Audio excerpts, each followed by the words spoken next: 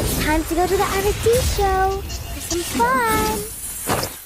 Naglaro pala ako ng classic gamit yung bagong Starlight ngayon, si Lilia. Yan, tinulungan ko lang yung core dito, tas pumunta na rin ako sa gitna pagkatapos. Nilapagan ko nga lang to ng skill to guys para hindi ako mapatay, medyo masakit to. Pagkatapos pumunta na rin ako sa top kasi ang dami nila dun.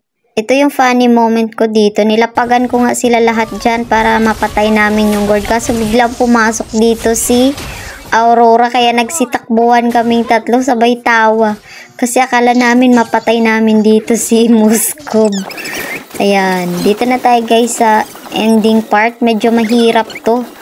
Dahil sumusugod talaga sila. Ang tatapang nila dito. Pero laban lang. Akala nga namin makambak pa.